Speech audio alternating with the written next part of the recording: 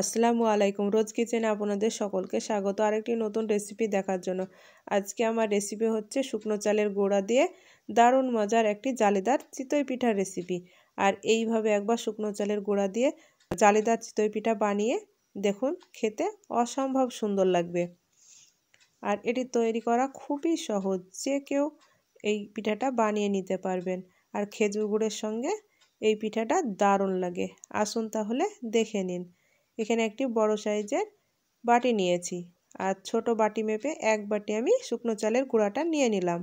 আপনাদের প্রয়োজন মতো আপনারা শুকনো চালের গুঁড়া নিয়ে নেবেন। বাজারে যে শুকনো চালের গুঁড়োটা পাওয়া যায় ওটা দিয়ে আপনারা করে নিতে পারেন। আর আমার এই চালের গুঁড়োটা বাড়ির তৈরি করা। অল্প একটু লবণ দিয়ে ভালো করে দেখেন উইক্স দিয়ে মিশিয়ে নিয়ে আমি ফুটন্ত গরম পানি দিয়ে দিলাম এক বাটি দিয়ে। এইভাবে দেখেন উইক্স দিয়ে মেখে নিচ্ছি। আবার এক বাটি পানি দিয়ে দিলাম, ভালো করে দেখেন মেখে নিচ্ছি। আর এই পানিটা যথেষ্টই গরম, সেই জন্য হাত দিয়ে মাখানো যাবে না। হ্যান্ড উইক্স দিয়ে মেখে নিয়ে তারপরে আপনারা হাত দিয়ে ভালো করে মেখে নেবেন। দেখেন আমি হাত দিয়ে এইভাবে ভালো করে 10 থেকে 15 মিনিট মেখে নিব।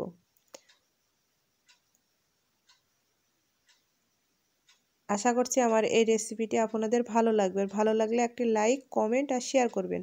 এবং আমার চ্যানেলে নতুন বন্ধু হয়ে থাকলে চ্যানেলটিকে সাবস্ক্রাইব করবেন এবং পাশে থাকা বেল আইকনটি অন করে রাখবেন। যখনই নতুন ভিডিও দেব সবার আগে আপনাদের কাছে নোটিফিকেশনটা পৌঁছে যাবে। দেখেন এইভাবে ভালো করে মেখে নেওয়ার পরে অল্প আবারও একটু পানি দিয়ে দিলাম। আর পানিটা খুব বেশি দেওয়া যাবে না, অল্প অল্প করে পানি দিয়ে এই ব্যাটারটিকে ভালো করে এইভাবে মেখে নিতে হবে। আর যত ভালো করে এই ব্যাটারটিকে মেখে নেবেন তত চিতই পিঠাগুলো খুব সুন্দরভাবে জালিদার হবে। আশা করছি আপনারা দেখেই বুঝতে পারছেন আমি পানিটা কিভাবে দিচ্ছি। আর এই পানিটা উষ্ণ থেকে একটু বেশি গরম পানি আমি দিয়ে দিচ্ছি, হাতে সহ্য করার মতো গরম, সেই রকম আমি পানিটা দিয়ে দিচ্ছি। আর এইভাবে ভালো করে ফেটানো একটু কষ্টকর, আর ভালো জিনিস খেতে হলেই তো একটু পরিশ্রম করতেই হবে। এইভাবে ভালো করে ফেটাতে হবে। যত ভালো করে ফেটাবেন চিতই পিঠাগুলো পারফেক্ট হবে।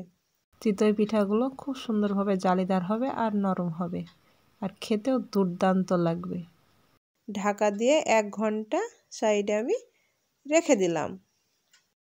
দেখেন 1 ঘন্টা পর ঢাকাটা সরিয়ে 1 ঘন্টা পর দেখেন ব্যাটারটি আমার এইরকম ঘন হয়ে গিয়েছে।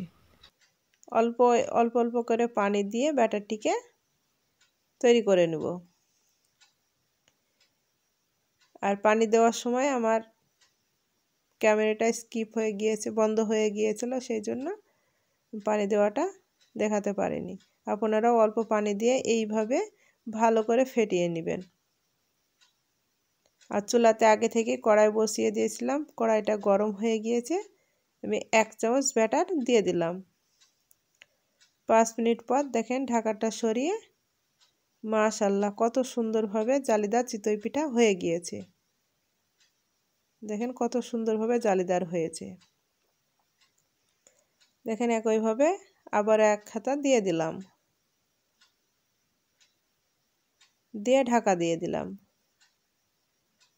দেখেন ঢাকাটা সরিয়ে মাশাআল্লাহ এটাও কত সুন্দরভাবে হয়ে গিয়েছে, আর কত সুন্দরভাবে জালিদার হয়েছে। দেখেন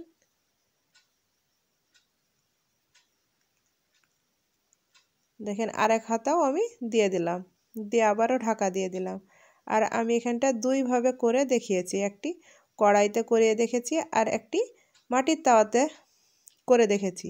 আপনাদের যেটা সুবিধা মনে হয় সেটাই আপনারা করে নেবেন। দেখেন আমি এখানটায় মাটির তাওয়া নিয়েছি, মাটির তাওয়াতেও 1 চামচ ব্যাটার দিয়ে দিলাম, দিয়ে ঢাকা দিয়ে দিলাম। দেখেন মাশাআল্লাহ এটাও কত সুন্দর হয়েছে। দেখেন জালিদার হয়েছে। আবারও আরেকটি দিয়ে দিলাম, দেখেন দিয়ে ঢাকা দিয়ে দিলাম। মাশাআল্লাহ এটাও দেখেন কত সুন্দরভাবে হয়েছে জালিদার। আপনাদের যেটা ভালো মনে হয়, যেটা আপনাদের সুবিধা মনে হয় সেটা দিয়ে আপনারা এই পিঠাগুলো বানিয়ে নিতে পারেন। এইভাবেই বাকি পিঠাগুলো বানিয়ে নিচ্ছি। দেখেন সব পিঠাগুলো বানিয়ে আমি একটি থালাতে তুলে নিয়েছি। মাশাআল্লাহ, দেখেন কত সুন্দরভাবে জালিদার হয়েছে আর নরম তুলতুলে হয়েছে। আপনারা এইভাবে শুকনো চালের গুঁড়, বাজারের কেনা শুকনো চালের গুঁড়া দিয়েও এই চিতই পিঠাটা বানিয়ে খেয়ে দেখুন, খেতে অসাধারণ লাগবে বন্ধুরা।